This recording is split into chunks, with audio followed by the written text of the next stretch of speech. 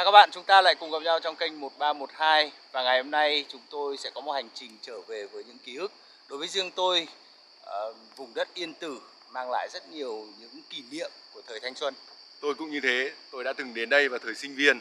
Nơi đây đối với tôi đó là những ký ức của thời sinh viên. Còn tôi thì đến đây từ lúc mà rất là bé cho nên tôi hoàn toàn không nhớ gì cả. Coi như hôm nay tôi đi tìm hiểu lại từ đầu. Ngày xưa thì chúng ta sẽ phải leo rất nhiều bậc để lên tới đỉnh của núi Yên Tử. Nhưng bây giờ thì chúng ta đã khác rồi. Chúng ta có cáp treo. Và bây giờ việc của chúng ta đầu tiên là mua vé. Em không biết là cáp là vé cáp của hội bán 2 chuyến đi và về giảm giá từ 350 xuống còn 200. 350 xuống còn 200. Cái này anh sẽ đi của cả 2 chuyến đi và về luôn. Rồi. Phí tham quan là từ 4.000 xuống còn 20.000 đồng. Xe điện chiều ra 15.000 một người. Xe điện hỗ trợ chiều vào và chiều ra thì khôngมีphí hết.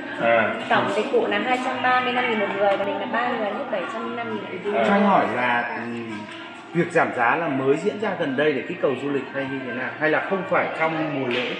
Và hiện tại là chương trình của em đã có chương trình kích cầu du lịch theo chính sách của tỉnh và có chương trình chia khách hàng nên vé này giảm từ chương trình của ngày 20 tháng 6 và trả đến ngày 31 tháng 8 hết cái chương trình vé cáp này. Mua ra đi từ đây, vòng ra đây, có xe đón ở bến cáp treo, từ đấy đi lên trên này. Đây, cáp treo đây. Đúng rồi, chùa Một Mái. Thế rồi là tiếp tục lên đến chùa Đồng. Tôi thấy rất ấn tượng đấy, vào không gian mặc dù là xây mới nhưng rất đẹp. Tôi thấy đi mà vắng như này mới đúng là kiểu làm sao cho mình kiểu cảm thấy thoải mái nhất, đúng không? Có thể tìm lại chính mình đúng như là cái slogan ở đây. ở vùng này. Núi Yên Tử, hành trình trở lại chính mình. Trở lại chính mình. Còn mùa lễ hội thì tôi nghĩ không đi được như thế này đâu. Mùa lễ hội chắc chắn là cực kỳ đông đấy. Đông lắm luôn. Ngày ba Mình thấy được ngay thì các quán hay là các quầy lưu niệm ở xung quanh đều đang đóng cửa. Đây, đỉnh đâu? tôi nhớ đỉnh là cao tít bên kia kìa. Thế còn đây là tuyến cáp treo 1 này. Còn trên kia là tuyến cáp treo 2 này. Không khí khác hẳn rồi đấy. Còn đấy đứng tại chỗ là không chịu được. Ngồi đây thì bắt đầu mát rồi.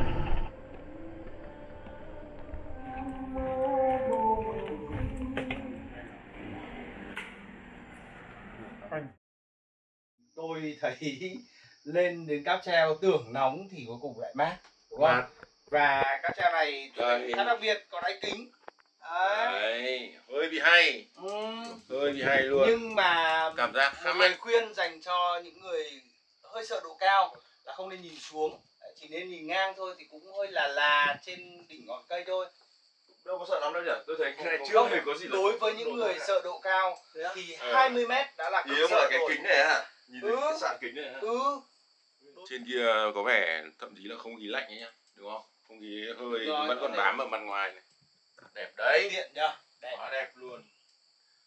Cáp treo này hình như tổng chiều dài có 1 cây đúng không nhỉ? 1,2 km. 1,2 km gì đó. Hành trình đi cáp treo tôi nghĩ để ngắm cảnh là tuyệt vời. Đẹp đấy. Lúc trước ấy, thì tôi cứ nghĩ là mình ngồi theo hướng lên như này nhìn sẽ đẹp hơn. Nhưng tôi lại đang nghi là ngồi nhìn xuống có khi đẹp hơn. Đúng rồi. Cảnh ở bên dưới rất là đẹp. Nhớ là ngày xưa là trên đường đi lên ấy, là nó có cái rừng tùng hàng nghìn năm tuổi nhá, nhưng mà có khi là vị trí này thì chưa đến đâu. Chắc là phải leo cao hơn đấy. Đây cái tùng này. Đúng không? Đúng rồi, cây tùng đấy. Cái tùng đấy. Chuẩn đấy rồi, chuẩn đấy rồi. Đấy. Hết một trạm rồi. Chùa Yên Tử ở trên này. Chỉ sau khoảng độ khá là nhanh, 6-7 phút thì chúng ta đã lên đến trạm thứ nhất, đi hết hành trình cáp treo 1. Xong mình phải đi bộ chuyển sang một cái cáp khác đúng không? Ok, đi bộ mà theo chiều ngang cho nên là ok.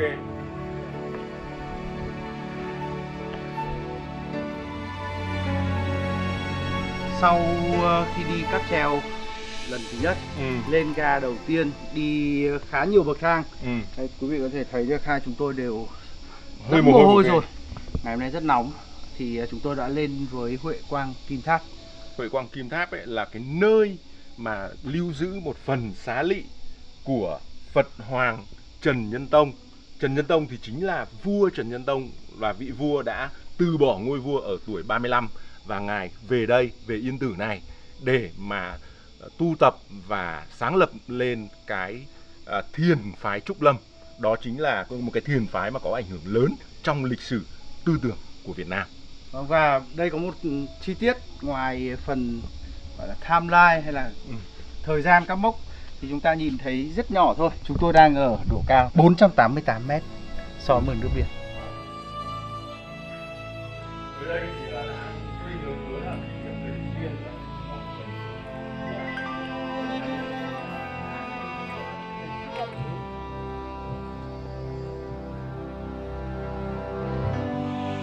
Cá nóng. Đây là cái độ cao là mát rồi.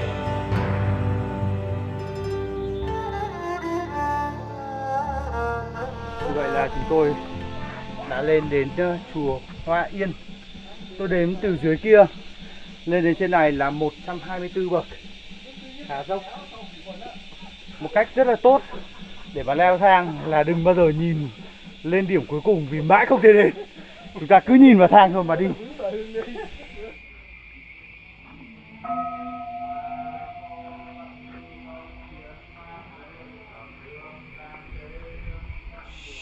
Bây giờ lên đến chùa Hoa Yên thì tôi mới nhớ ngày xưa hình như chúng tôi leo thang thì cũng chỉ lên đến đây chứ không phải lên đến đỉnh núi. Tôi chỉ nhớ là cái chùa Hoa Yên này ấy, thì ngày xưa chính là chùa Yên Tử.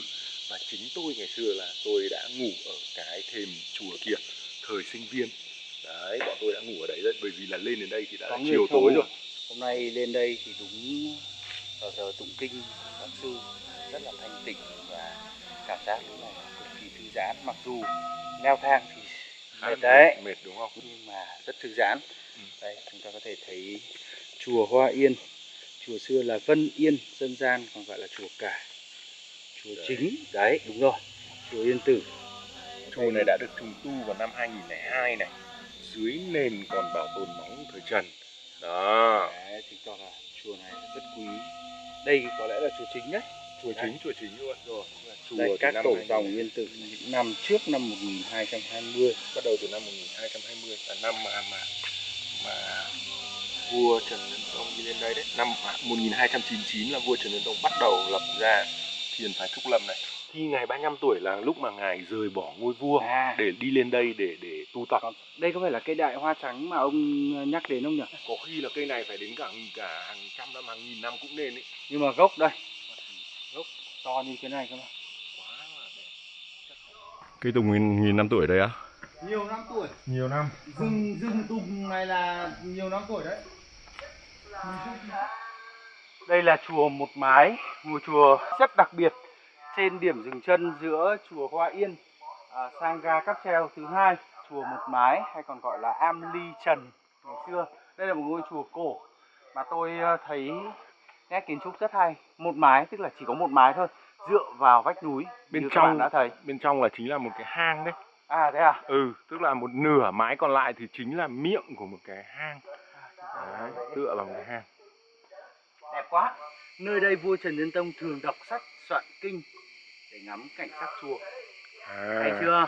Tức là ngày xa xưa là ở đây là một cái hang, đâm ra là vua Trần Nhân Tông là ở đây lên đây để đọc sách tụng kinh ở trên này. Quá hay chưa? Đây là lần đầu tiên tôi đi lên chùa Một Mái này. Ngày xưa thời sinh viên thì đúng là vì mải chơi rồi lại mệt nữa, cho nên là đêm ngày hôm trước thì đã ngủ ở chùa Yên Tử ở dưới kia, và ngày hôm sau thì rẽ ngang cái phía hướng bên tay trái kia đi xuống dưới một cái thác chơi. Bây giờ nay thì không nhớ tên nữa rồi. Hôm nay coi như là lần đầu tiên đi lên đây. Một mái chùa xưa giữa Trần Hai, chênh vênh lưng núi nửa trong ngoài, hoa bưởi trước chùa đơm trắng xóa, bạch vân triền núi một cành mai. Đấy là thơ Vân Yên Tử. Hay đấy. Hay. Đẹp quá. Lên dốc ngược. Cái đỉnh này lên đến hết trên đỉnh là bao nhiêu? 1068 mét so với mực nước biển, đúng không? Đúng rồi. Mà ở dưới lúc mình đi dưới đường mình nhìn lên những cái đỉnh cao thế. Mình nghĩ là nếu mà ngày xưa mà mình đã từng trèo lên đỉnh ấy thì quá xa. Nhưng hóa ra là không phải là mình lên đến đấy, đúng không? Tôi cũng thế. Tôi lên đến chùa Hoa Viên thì tôi đã nhận ra là mình cũng chỉ đi đến đấy thôi. Hôm nay chúng ta đi hơi muộn một chút và tất cả ba chúng tôi đều mặc quần dài. Đấy, chúng ta đi đến chùa. Bình thường là ông Khôi rất khó bảo, lúc nào đi đâu cũng chỉ quần sót thôi. Nhưng hôm nay cũng phải nghe rồi. Tôi thấy hình như quy định ở dưới là mặc quần sóc cũng không được lên. Không được lên, chắc chắn lên. Đây này, mình vượt qua cái hình này là tới này. Đây là tới à? Đúng là tới à? Đây là một cái mỏm. Khu đấy. Chưa nhá. Chưa nhá. Tượng Phật Hoàng nhá là ông phải đi lên đỉnh rồi ông mới có đường xuống. Đây này. Thấy không? Đây này. Đấy. Mình sẽ trèo cao đấy. Wow. Mình đã tới ga này, chuẩn bị xuống không ơi? Đúng rồi. Ga này là ga gì? Ga Đấy, ga đấy. treo đấy. Ga kịch đường tàu đấy, kịch đường tàu. Nào, tiếp tục leo nào. Ra đi. Sau khi hết cáp treo thứ 2 thì chúng ta sẽ phải đi bộ bao nhiêu mét nữa hả Tuấn? 480 mét nữa. Đến đâu? Chùa Đồng. Như này mà ngày xưa mà mình leo từ dưới hẳn lên trên thì phải mất bao nhiêu lâu nhỉ? Nửa ngày không? Phải nửa ngày. Là ít mà không thể có chuyện đấy được. Đấy, như cái thời sinh viên của tôi là đi 2 ngày đấy. Nhưng ông cũng không leo hẳn lên trên này mà. Đúng, nhưng mà ý là hồi đấy là mọi người thường đi 2 ngày. Được không? Phải chứ. Ông Khôi có biết tí gì về chùa Đồng ở trên này? Chùa Đồng á? Chuẩn bị không? Chùa Đồng còn có tên là Thiên Trúc Tự này, là chùa cõi Phật. Đây là wiki luôn, wiki luôn. Đấy. Tại sao gọi là chùa Đồng nhỉ? Tại vì chùa Đồng là bởi vì là chùa làm bằng đồng, làm bằng đồng. Đầu tiên ấy là chưa phải bằng đồng đâu nhá. Vào thế kỷ 17 thời Hậu Lê này, một bà phi của chúa Trịnh phát tâm công đức khởi dựng chùa, làm bằng khung sắt, mái đồng, quy mô nhỏ như một khám thờ. Ở trong là có tượng Phật, chuông, khánh thì đều được làm bằng đồng. Đấy, cho nên được gọi là chùa Đồng. Nhưng mà đến năm Canh Thân 1740, bão lớn đã làm đổ chùa, chỉ còn lại dấu tích các hố chôn cột trên mỏm đá. Năm 1930, có bà Bùi Thị Mỹ đã tái tạo bằng bê tông cốt thép trên một hòn đá vuông nhằm trúng vị trí của chùa Đồng cũ.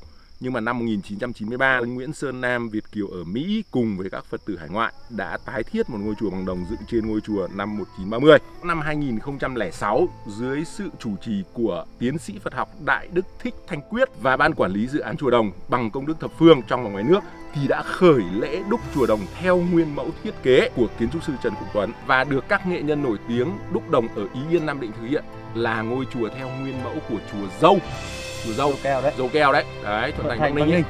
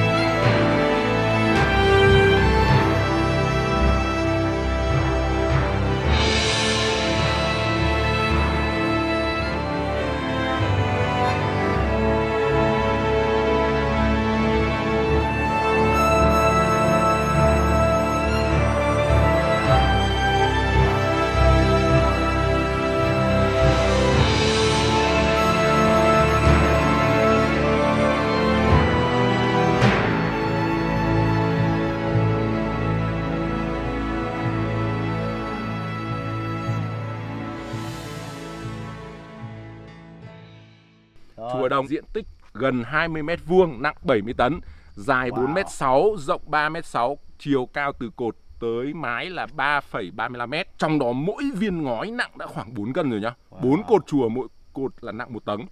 Quả chuông và khánh đồng nặng trên 250 cân. Kinh nhỉ? Sau 3 tiếng thì chúng tôi cũng lên tới đỉnh Quý Yên Tử, là nơi có chùa Đồng rất đẹp. Mặc dù lúc này thì tôi nghĩ bên cạnh những ký ức quay về thời thanh xuân thì đây cũng là một kỳ tích của tôi. Vì mặc dù có cáp treo, đây cũng là một quãng đường leo khá là cao. Đây cũng là một kỳ tích của tôi. Tôi đã làm được điều mà thời thanh xuân của tôi chưa làm được. Đó là lên đến đỉnh 1068 m. Hôm nay đây là đỉnh cao nhất trong đời tôi mà leo bộ mà tôi đã leo được. Trừ đi 2 cáp treo nữa. Trừ đi 2 cáp treo. Và tôi thì là tôi lúc đầu cũng hơi chủ quan vì mình nghĩ là có cáp treo thì lên đến đỉnh này nó đơn giản không vấn đề gì cả. Nhưng mà sau khi lên đến cái cáp treo thứ 2 mà mình phải leo bộ lên đến đây ấy, nếu mà mình không có chuẩn bị sức khỏe là sẽ rất tốn sức. Đúng. Tôi thấy ngoài chuyện thời gian thì chúng ta phải có sức khỏe. Không những đi lên mà tí nữa chúng ta còn phải đi xuống. Mình có đi được hết các điểm chính không? Không đi được đâu. Mình chỉ đi được nơi lưu giữ xá lị của Phật Hoàng này. Mình đi được chùa Hoa Yên là chùa chính. Chùa Yên Tử đấy. Đúng không? Đi được chùa Một Mái. chùa Một Mái nữa. Chứ còn nếu mà mình đi hết từ đền Trình đến tất cả các điểm rồi là chùa Giải Oan xuống dưới kia có tượng của Phật Hoàng thì tôi nghĩ chúng ta phải dự kiến khoảng 5 tiếng. Bây giờ là 6 giờ chiều, cũng sắp hết giờ cáp treo rồi. Mây bắt đầu bay vào mặt rồi. Mây bắt đầu tràn qua núi rồi. Mây bắt đầu lên. Mây bắt đầu bay vào mặt rồi. Và chúng tôi không còn đủ thời gian để đi bất cứ đâu nữa ngoài việc trở xuống.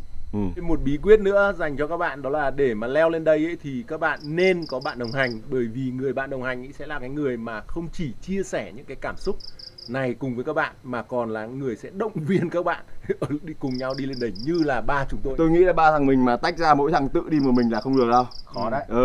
Nếu các bạn thích video này của chúng tôi, đừng quên like và subscribe. Xin cảm ơn tất cả các bạn đã xem hành trình trở về với ký ức của chúng tôi với chuyến đi Yên Tử. Xin chào và hẹn gặp lại. Bye bye. Bye bye.